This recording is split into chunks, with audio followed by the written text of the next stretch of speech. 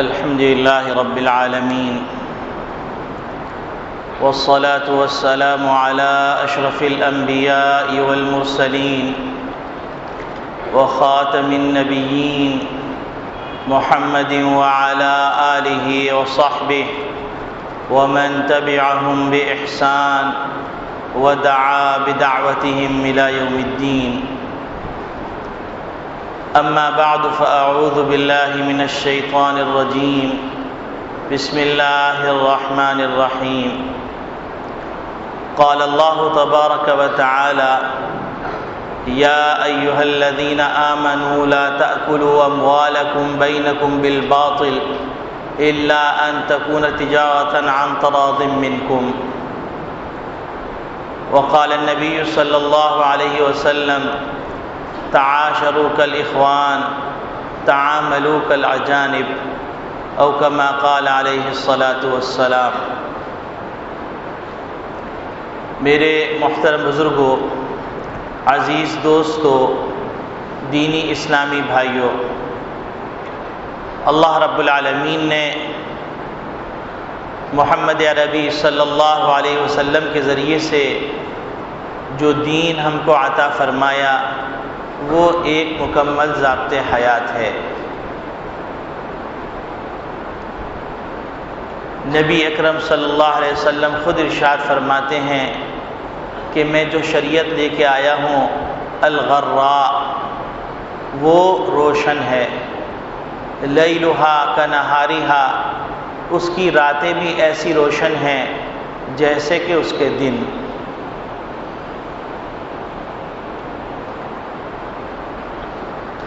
محمد عربی صلی اللہ علیہ وسلم نے زندگی کے ہر شعبے کے بارے میں ہدایات عطا فرمائیں، اور ان ہدایات پر جو عمل کرے گا وہ کامیاب ہے، اور ان ہدایات کو جو فراموش کر دے گا وہ ناکام ہے، دنیا میں بھی اور آخرت میں بھی.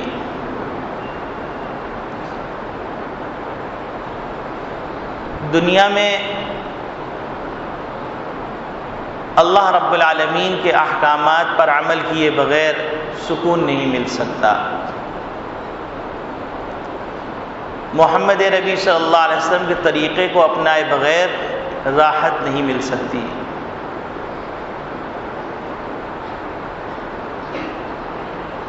اللہ رب العالمین ارشاد فرماتے ہیں: من اعرض عن ذکری فإن له معیشۃ ضنکا. جو میری یاد سے، جو میرے احکامات سے روگردانی کرتا ہے، اس کی زندگی ایسی ہوتی ہے جیسا کہ انگاروں پہ لوٹ رہا. ظاہری شکل میں چاہے وہ کتنا ہی خوش و خرم نظر آ رہا ہو، لیکن حقیقت کے اندر وہ بے قراریوں میں ہوتا ہے. حقیقت کے اندر وہ بے اطمینانیوں میں ہوتا ہے. حقیقت کے اندر وہ اس خزاں کے پتے کے مانند ہوتا ہے کہ جس کو ہوا کا کوئی تیز جھونکا کسی وقت بھی اڑا کے لے جائے، اور کسی وقت بھی اس کو زمین بوس کر دے.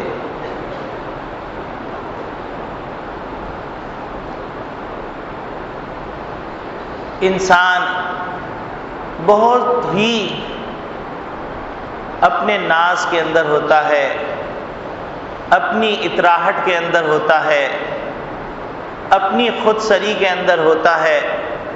لیکن وہ خود سری، وہ اس کا اترانا سب دھرا کا دھرا رہ جاتا ہے. اگر وہ اللہ کے احکامات کا خیال نہ کرے، اگر وہ اللہ کو یاد نہ رکھے، اگر وہ محمد عربی صلی اللہ علیہ وسلم کے طریقے کو نہ اپنائے، پھر یہی انسان پستی کی اس انتہا کو پہنچ جاتا ہے کہ جس انتہا پر انسانیت شرمانے لگتی، جس پر درندوں کو بھی شرم آنے لگتی،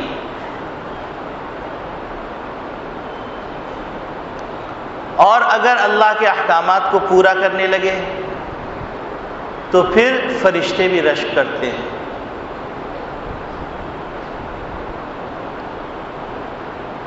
لیکن انسان بھول جاتا ہے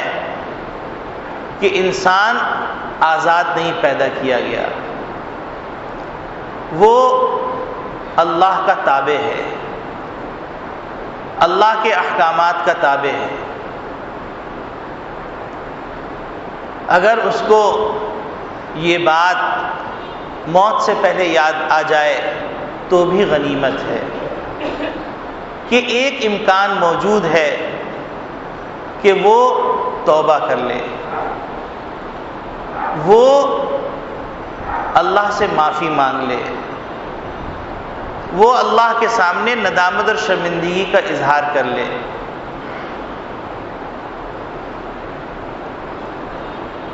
اور اگر یہ احساس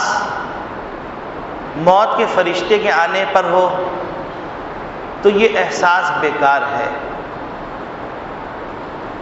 یہ احساس حسرت ہے، اور ایسی حسرت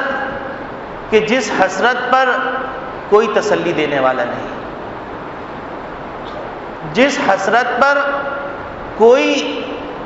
نرمی کرنے والا نہیں، جس حسرت پر انسان روئے گا، روتے روتے اس کے آنکھوں سے آنسو خشک ہو جائیں گے، خون کی نالی جاری ہو جائے گی، اور یہ انسان حسرت سے اپنے ہاتھ کو چبا رہا ہوگا، اور یہ انسان حسرت سے چیخ رہا ہوگا، پکار رہا ہوگا، لیکن کوئی اس کا فریادی نہیں ہوگا، کوئی اس کا دادرس نہیں ہوگا۔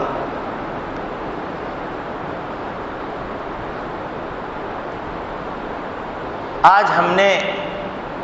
شریعت کو چھوڑ دیا، ہم نے چند عبادات کو شریعت سمجھ لیا، دین سمجھ لیا، اور ہم کو شیطان نے دھوکے میں ڈال دیا کہ تم بہت دیندار ہو، تم بہت فرما بردار ہو، تم اللہ کے مقرب ہو، لیکن حقیقت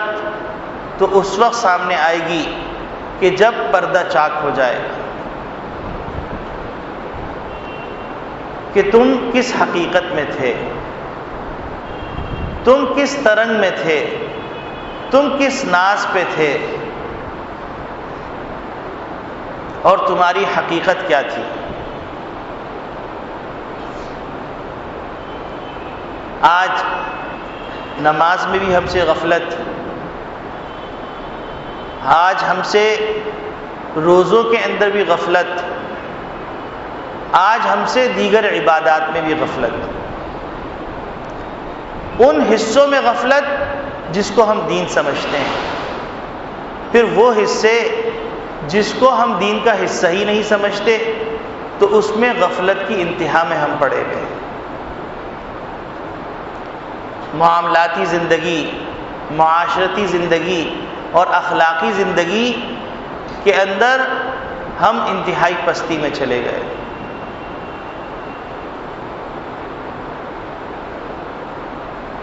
اور ایسی پستی میں چلے گئے کہ جس پستی کو سن کر، دیکھ کر اور محاسبہ کر کر شرمندگی ہوتی ہے۔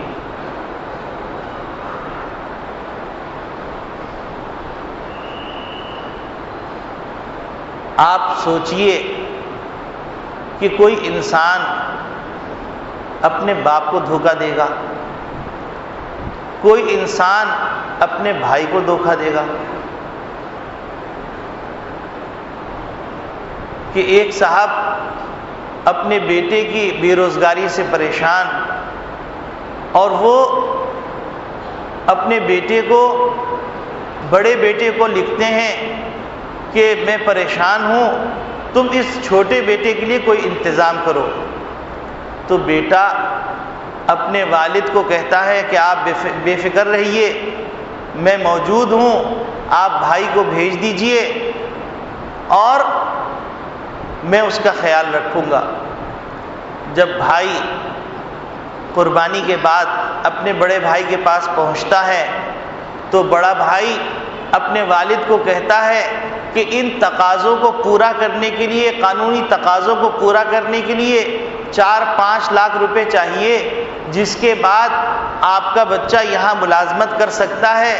4-5 لاکھ روپے منگوائے، اور منگوانے کے بعد اپنے باپ کو یہ کہہ کر کہ اس کی کارروائی ممکن نہیں ہو سکی، وہ 4-5 لاکھ روپے ہڑپ کر لیے۔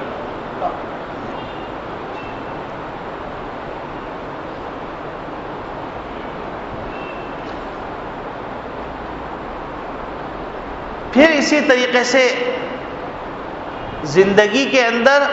ہم وہ حرکتیں کر رہے ہیں جن حرکتوں سے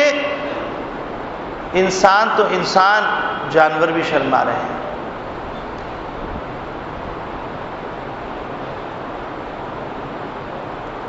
ایک بیٹا اپنی ماں کو بلاتا ہے، اور بلانے کے بعد ماں ایک لمبا سفر کر کے پہنچتی ہے اس ارمان کے ساتھ کہ میں اپنے پوتوں کو دیکھوں گی، تو بیٹا لینے ہی نہیں آتا، اور ماں کو نہ وہ زبان معلوم، نہ اپنا مدعا بیان کر سکے، اور انجام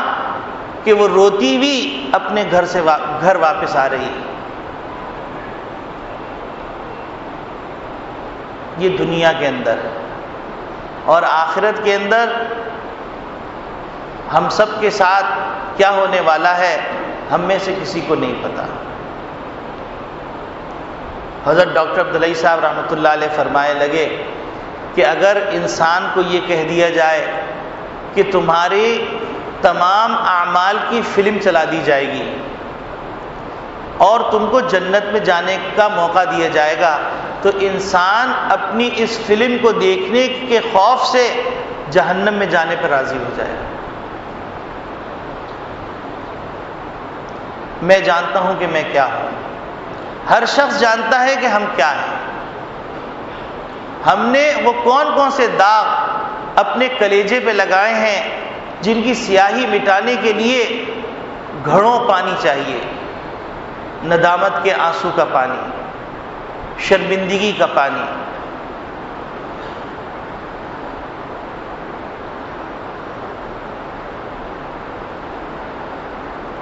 اور معاملات کا معاملہ تو اتنا سنگین ہے کہ ایک آدمی نماز نہیں پڑھی تو اس کا کفارہ ہے، اگر کفارہ دے دے تو اللہ کی ذات سے امید ہے کہ اس کی نماز کے سلسلے میں اللہ نرمی کا معاملہ فرمائے، کہ مرنے سے پہلے وصیت کر دے کہ میرے اوپر اتنی نمازیں ہیں، آپ برائے کرم ان نمازوں کے بدلے میں اتنا جو ہے، ہر نماز کے بدلے میں ایک رمضان کا جو فطرہ ہوتا ہے اس کے بقدر ادا کر دیجئے، تو ہر نماز کے بدلے میں اللہ رب العالمین سے امکان ہے کہ وہ تخفیف فرما دے۔ لیکن اگر کوئی آدمی بدمعاملگی کر کے چلا گیا تو اس میں اللہ رب العالمین کا معاملہ ایسا ہے کہ جب تک صاحب معاملہ معاف نہ کر دے اس وقت تک معافی ممکن نہیں۔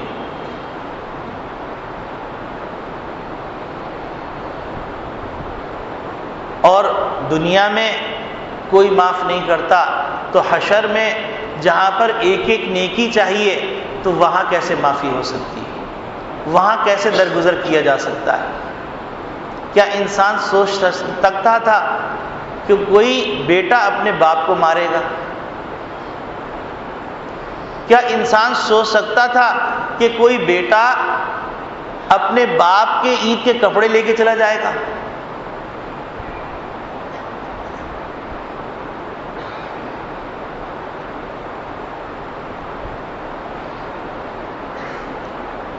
کیا انسان سوچ سکتا تھا کہ انسان وہ حرکت کرے گا جو حرکت ایک درندہ نہیں کرتا.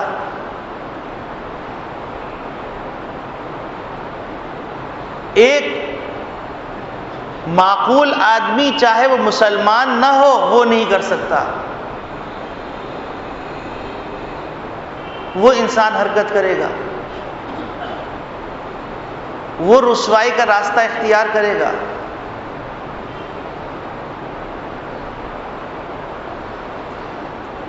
پھر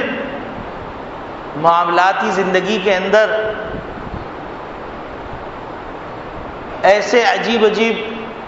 واقعات ہو رہے ہیں کہ جن واقعات کو بیان کرتے ہوئے شرمندگی ہوتی ہے.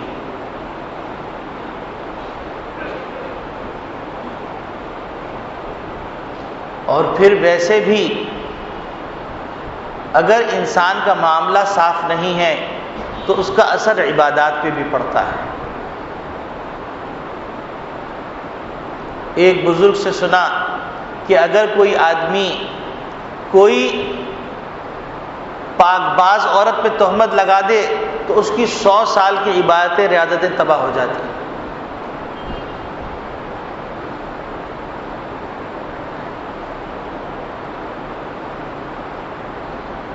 اگر کوئی آدمی حرام لقمہ کھا لے اور حرام لقمہ کھانے کے بعد وہ آدمی رو رہا ہے، گڑ گڑا رہا ہے، معافی مانگ رہا ہے، تو اللہ رب العالمین کی طرف سے کہا جاتا ہے مأکلہ حرام ومشربہ حرام وملبسہ حرام فأنی یستجاب لہ، کہ اس کا کھانا حرام کا ہے، اس کا پینا حرام کا ہے، اس کا پہننا حرام کا ہے، تو اس کی دعا کیسے قبول کی جائے؟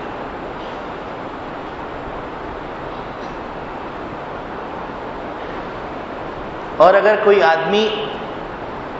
یتیموں کا حق کھا جائے، بیواؤں کا حق کھا جائے، اور انسانی حقوق کے سلسلے میں نبی کریم صلی اللہ علیہ وسلم ارشاد فرماتے ہیں کہ لا یحل مال امرئ مسلم الا بطیب النفس، کہ کسی مسلمان کے لیے کسی مسلمان کا مال حلال نہیں ہے جب تک کہ اس کی خوشدلی شامل نہ ہو.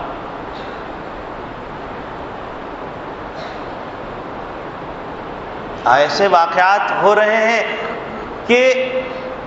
بیٹی کی شادی کی، شادی کے اندر خرچہ کیا اور اس کو میراث سے محروم کر دیا کہ ہم نے جو شادی میں خرچہ کر دیا تھا وہ سمجھو تمہاری میراث کا حصہ ہے.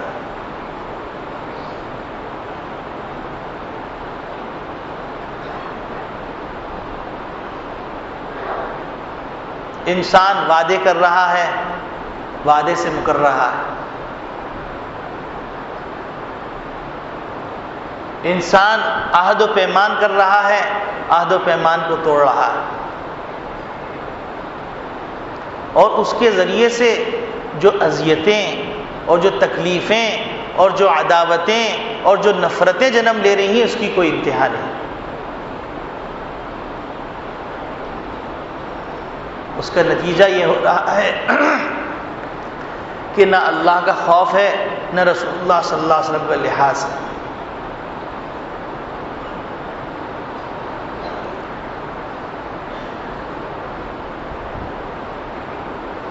رسول اکرم صلی اللہ علیہ وسلم کے احکامات کا مذاق اڑایا جا رہا ہے،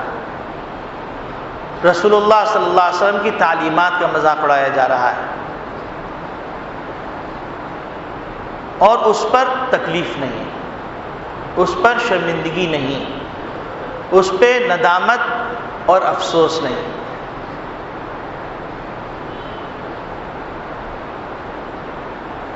انسان اگر بیٹھ کے سوچے، جب اس کی نفس امارہ اس کو بیدار کرے تو وہ سوچے کہ آج اپنی عزت بچانے کے لیے، اپنی کوششیں کرنے کے لیے، اس خوف سے کہ کوئی اس کی عزت کو نقصان نہ پہنچا دے، کیا کیا جتن کرتا ہے. لیکن رب ذوالجلال جس سے کوئی چیز پوشیدہ نہیں اور جس کے سامنے کسی کی چلنے والی نہیں، اس کے سامنے کیا کرے گا؟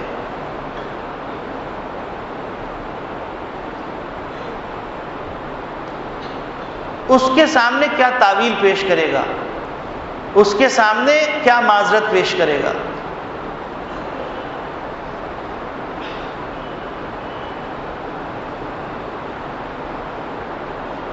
تو میرے عزیز دوستو بھائیوں، قرآن کریم میں جو میں نے آیت تلاوت کی، اس میں نبی اکرم صلی اللہ علیہ وسلم ارشاد فرما رہے ہیں کہ اپنے مسلمانوں کے آپس میں اور غیر مسلموں سے جو بھی معاملات ہیں اس میں ایک دوسرے کا مال ناحق نہ کھاؤ۔ ہاں، باہم رضامندی سے تجارت کرتے ہو، معاہدات کرتے ہو اور اس میں نفع مقرر کرتے ہو، ان نفعوں کا لحاظ رکھتے ہو اور اس وعدے کو پورا کرتے ہو تو شریعت اجازت دیتی ہے تمہارے لیے وہ مال حلال، تمہارے لیے ثمن حلال، اس کے لیے مبیع حلال۔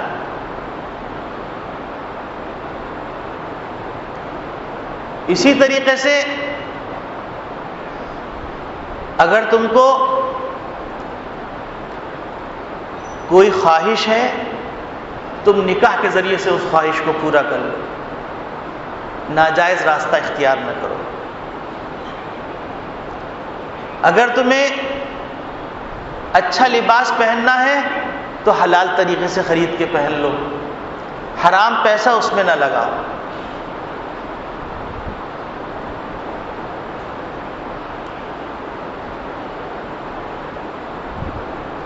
آج ہم اس پستی میں چلے گئے ہیں بشمول ہمارے کہ جس پستی کا تصور نہیں کیا جا سکتا، اور پھر افسوس یہ ہے کہ ہم کو احساس بھی نہیں ہو رہا، اور خوش نصیب ہیں وہ جن کو موت سے پہلے احساس ہو جائے، خوش نصیب ہیں وہ جو اللہ کے سامنے جواب دہی سے کھڑے ہونے سے پہلے اپنا احتساب خود کر لیں۔ چاہے معاشرتی معاملات ہوں، چاہے اخلاقی معاملات ہوں، چاہے انسانی اقدار سے متعلق باتیں ہوں، چاہے عبادات سے متعلق باتیں ہوں، اس کا ہم خود احتساب کر لیں۔ اور جو اللہ رب العالمین حشر کے میدان میں فرمائیں گے کہ اقرأ کتابک کفا بنفسک اليوم علیک حسیبا، لو اپنا نام اعمال پڑھ لو، آج تم ہی کافی ہو اس کا حساب کرنے کے لیے۔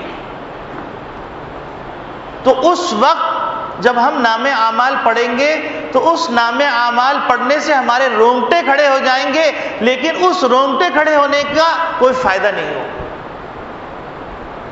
وہ دن تو ایسا ہیبتناک ہولناک دن ہوگا کہ اس دن فلا انصاب بینہم ولا یتساءلون، آپس میں رشتے ختم ہو جائیں، آپس میں ایک دوسرے سے باس پرس نہیں کی جائے گی، ایک دوسرے سے کچھ نہیں پوچھا جائے گا، ایک دوسرے کی مدد نہیں کی جا سکتی۔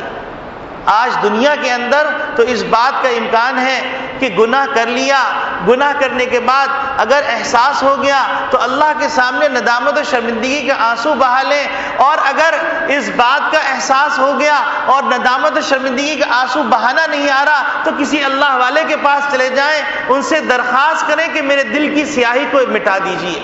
آپ وہ طریقہ بتا دیجئے جو محمد صلی اللہ علیہ وسلم نے بتلایا تھا، مجھے سمجھ میں نہیں آ رہا اپنے اس غم کو اور اس گناہ کو دھونے کا۔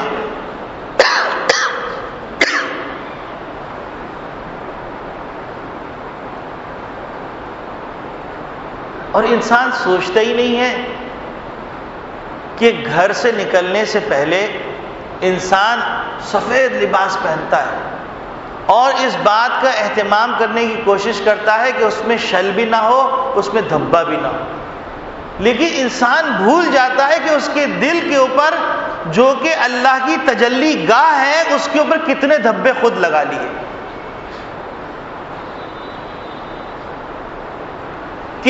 کتنی ظلمت کا سامان کر لیا۔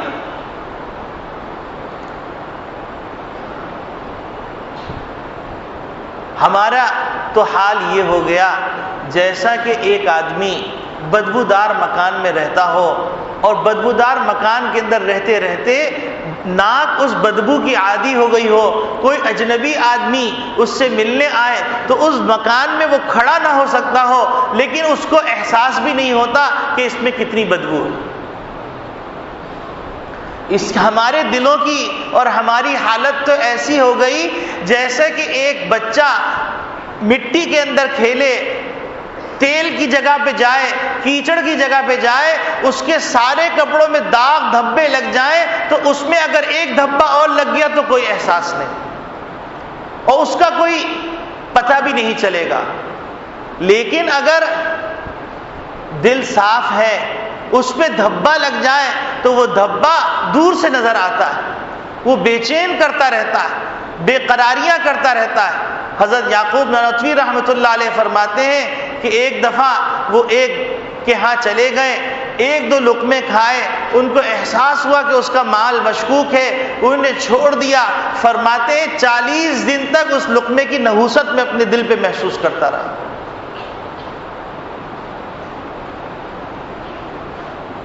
اور ہم پتہ نہیں کتنے لقمے کھا جاتے ہیں، سودی معاملات کے اندر، رشوت کے معاملات کے اندر اور غصب کے معاملات کے اندر اور جھوٹ بولنے کے معاملات کے اندر کتنے لقمے کھا جاتے ہیں، کتنوں کا حق کھا جاتے ہیں اور ہم کو پتہ بھی نہیں چلتا، اور کتنی اللہ کی نافرمانیاں کر لیتے ہیں ہم کو پتہ ہی نہیں چلتا۔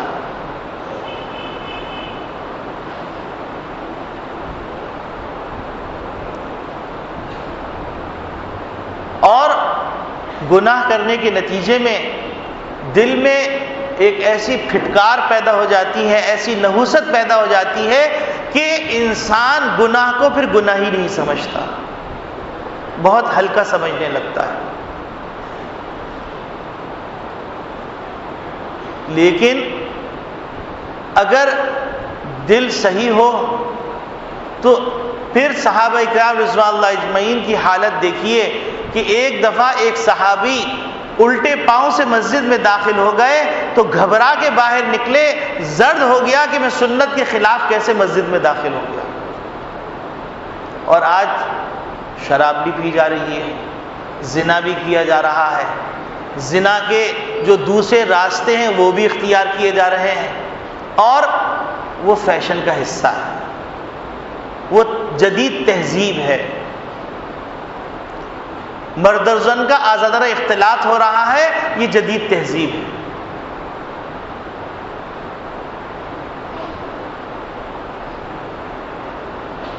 اور دنیا میں ایسے لوگ بھی ہیں کہ اگر کوئی بچی پاک دامن رہنا چاہتی ہے اور بوائے فرینڈ نہیں رکھتی تو اس صورت کے اندر ماں نفسیاتی ڈاکٹر کے پاس لے کے جاتی ہے کہ میری بیٹی بیمار ہے، اس کا کوئی بوائے فرینڈ نہیں۔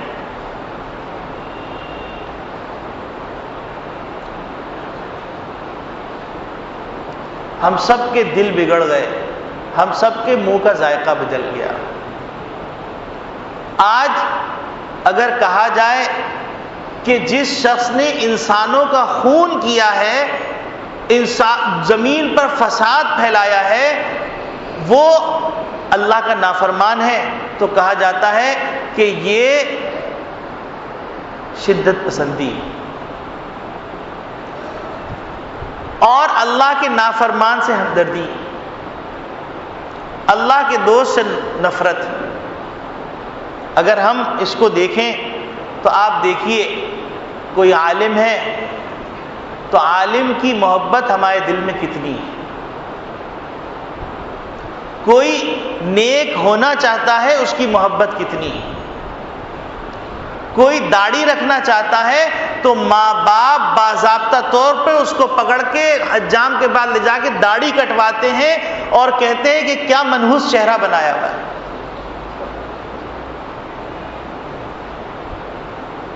اگر کوئی مکمل لباس پہننا چاہتا ہے تو کہا جاتا ہے کہ اگر تم مکمل لباس پہنو گے تو اس کے نتیجے میں معاشرے میں تم منہ دکھانے کے قابل نہیں ہو۔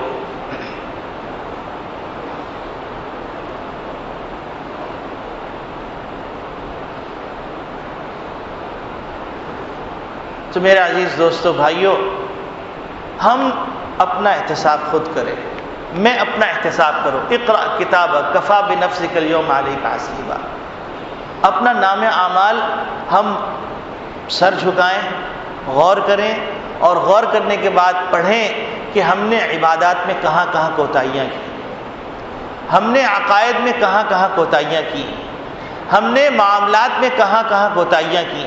ہم نے معاشرت میں کہاں کہاں کوتاہیاں کی، ہم نے اخلاق میں کہاں کہاں کوتاہیاں کی ہیں۔ اگر موت سے پہلے پہلے ہم نے توبہ کر لی تو امکان نہیں، یقین ہے کہ اللہ رب العالمین معاف فرما دیں گے۔ آپ سوچئے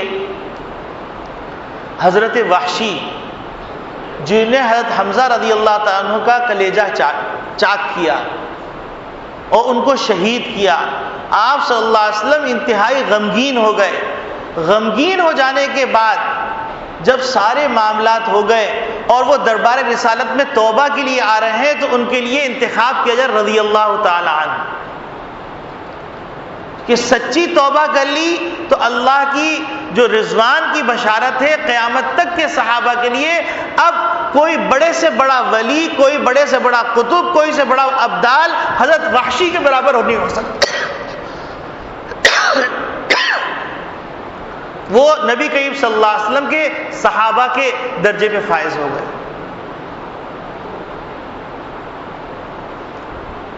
اگر ایک شخص 100 آدمیوں کو نہیں 99 آدمیوں کو قتل کرتا ہے اور قتل کرنے کے بعد نا امید ہو کہ 100ویں آدمی کو قتل کرتا ہے، 100ویں آدمی کو قتل کرنے کے بعد جب اس کو دامت پھر ہوتی ہے، وہ توبہ کرنا چاہتا ہے اور توبہ کرنے کے لیے وہ اللہ کے دربار کی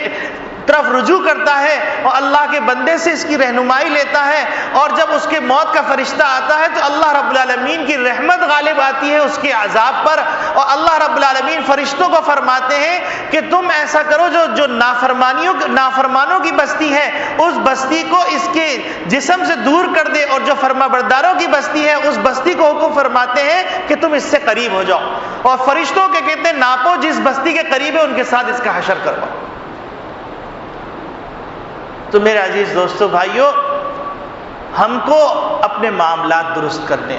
اپنی معاشرت درست کرنی، اپنے اخلاق درست کرنے۔ آپ سوچئے کہ پرائے دیش کے اندر کوئی آدمی جائے اور پرائے دیش کے اندر جانے کے بعد اپنے لوگ گدھ کی طریقے سے اس کو نوچ کھائیں اور پھر اس کے بعد سب اڑ جائیں اور اس کا ڈھانچہ پڑا ہو، عبرت کا نشان بنا ہوا، اس سے زیادہ عبرت کا مقام کیا ہوگا؟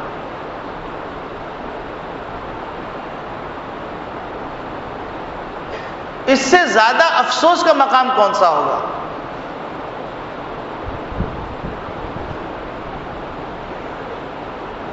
اور جبکہ اللہ کی طرف سے آزمائشیں ایسے ٹوٹ رہی ہیں جیسے تسبیح کا دانہ، تسبیح کا رسی ٹوٹ گئی ہو، دانہ یکے بعد دیگرے نکل رہا ہے۔ کبھی کیا آزمائش، کبھی کیا آزمائش، کبھی کیا آزمائش، اور ہم بشمول میرے ہم اللہ کی طرف رجوع نہیں کر رہے۔ ہم یہ نہیں احتساب کر رہے کہ ہمارے ہاں کہاں کہاں معاملات خراب ہو گئے، اور پھر معاملات کا معاملہ ایسا ہے کہ معاملات اگر صحیح نہیں ہوئے، آپ کے پیٹ میں جو لقمہ جا رہا ہے وہ صحیح نہیں ہوا، آپ کی معاشرت صحیح نہیں ہوئی، تو اس بات کا خطرہ ہے کہ نماز فقہی اعتبار سے تو فتویٰ دے دیا جائے کہ آپ نے چونکہ اراکین ادا کر دیے، آپ نے واجبات ادا کر دی، لہذا آپ کی نماز تو ہو گئی لیکن قبولیت کے مقام پہ نہیں پہنچی۔ یہ فیصلہ آخرت میں ہوگا، اس فیصلے کا تعلق دنیا سے نہیں۔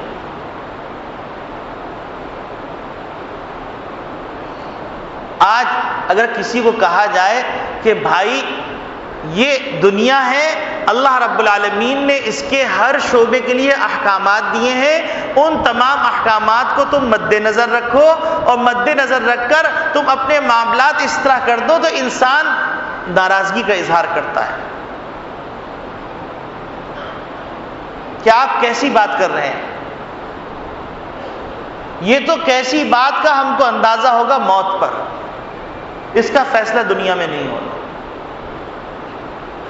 اس کا فیصلہ آخرت میں ہونا، اس کا فیصلہ جب ملک الموت آئیں گے اس وقت ہونا ہے کہ وہ کس شکل میں آتے ہیں. آیا وہ خوش شکل میں آئیں گے, آیا وہ خوشبو اور ریشم کے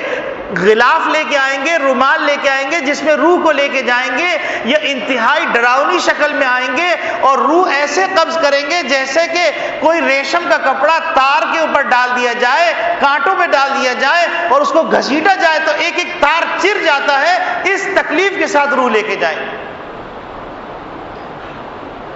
تو میرے عزیز دوستو بھائیو,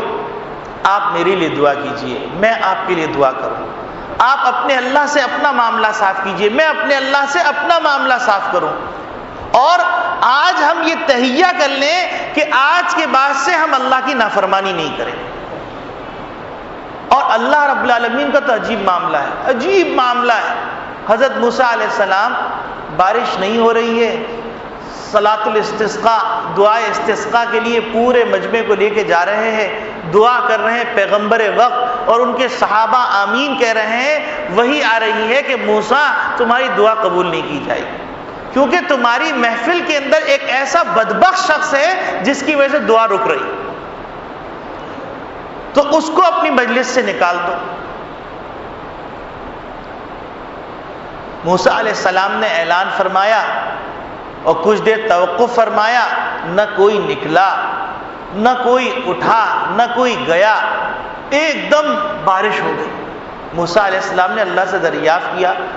اللہ رب العالمین نے فرمایا اس باغی نے ہم سے صلح کر لی. تو موسیٰ علیہ السلام نے فرمایا کہ اے پروردگار عالم اس کا نام بتا دیجئے. تو اللہ رب العالمین نے فرمایا اے موسیٰ جب وہ باغی تھا ہم نے نام چھپا کے رکھا, اب تو وہ ہمارا دوست بن گیا, ہم نام کیسے بتاتے. تو میرے پیارے بھائیوں, آپ میرے لیے دعا کریں, میں آپ کے لیے دعا کروں. ہم سب یہ طے کر لیں کہ 5 وقت کی نماز نہیں چھوڑیں گے, جماعت کے ساتھ پڑھیں گے. ہم سب یہ طے کر لیں کہ ہم اپنی عبادات, جتنی قسم کی عبادات ہیں, چاہے روزے کی شکل میں ہو, چاہے حج کی شکل میں ہو, چاہے خیرات کی شکل میں ہو, چاہے صدقات کی شکل میں ہو, چاہے نوافل کی شکل میں ہو, جس شکل کے اندر عبادات ہو ہم ان عبادات کو اللہ کے لیے کریں گے. اور اللہ کے لیے کرنا اللہ کے ہاں لمبی مقدار نہیں چاہیے. ایک آدمی اخلاص سے, شرمندگی سے ایک آنا دیتا ہے ڈرتے ہوئے, اور ایک آدمی لاکھوں روپے دیتا ہے ریاکاری کے لیے, اللہ کے نزدیک اس کا وزن زیادہ ہے جو اخلاص سے دے رہا ہے.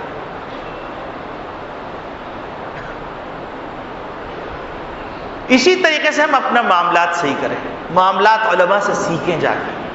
معلوم کریں ہم جس شعبے سے تعلق رکھتے ہیں. اگر ہمارا تجارت سے تعلق ہے تو ہم معلوم کریں, ہم زراعت سے تعلق رکھتے ہیں تو ہم معلوم کریں, ہم اجارہ سے تعلق رکھتے ہیں یعنی کرائے پہ چیزیں دے کے کرایہ وصول کرتے ہیں تو ہم معلوم کریں. آپ سوچئے کہ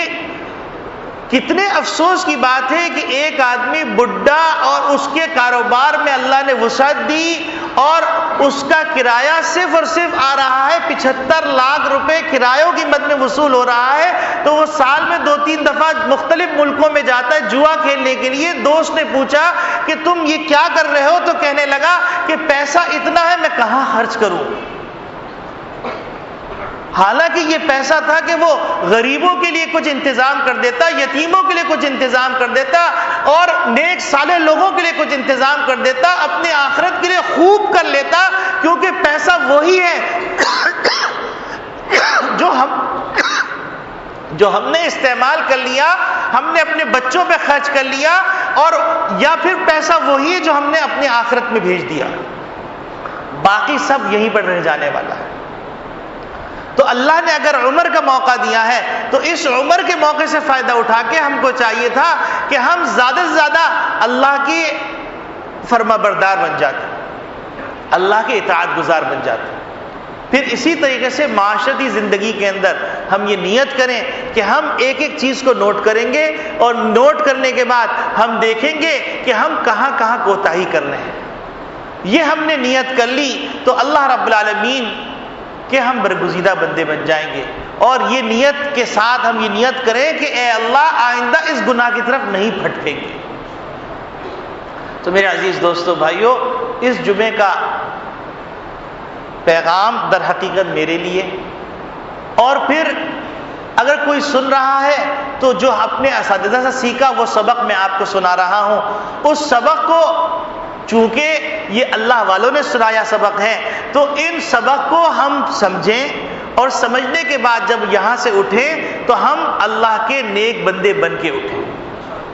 تو اللہ رب العالمین ہم کو آزمائش سے نکالیں گے، ہم کو تکلیفوں سے نکالیں گے، ہم کو اذیت سے نکالیں گے۔ ابھی وقت ہے، توبہ کرنے کا بھی وقت ہے، توبہ کا دروازہ کھلا ہوا ہے، ابھی وقت ہے اپنی زندگیوں کے بدلنے کا۔ لیکن آپ سوچئے کہ فرعون جو پوری سلطنت چلا رہا تھا، پورا نظام چلا رہا تھا، اس کو اتنی سمجھ بوجھ تھی کہ اپنے نجومیوں نے جو خبر دی تھی اس کے لیے اس نے ایجنسیوں کا ایسا نظام پھیلایا تھا، جو بچہ پیدا ہوتا تھا اس کو وہ ذبح کروا دیتا تھا، مروا ڈالتا تھا، لیکن اس کو اللہ کی قدرت کا یقین نہیں تھا، اور جب اس کے سامنے اللہ کی قدرت ظاہر ہوئی تو اس کے بعد اس کے لیے دروازہ بند ہو چکا تھا۔ تو کہا گیا کہ اب تم مان رہے ہو لیکن اب توبہ کا دروازہ بند ہو چکا۔ تو میرے عزیز دوستو بھائیوں، آج ہم اللہ سے توبہ کریں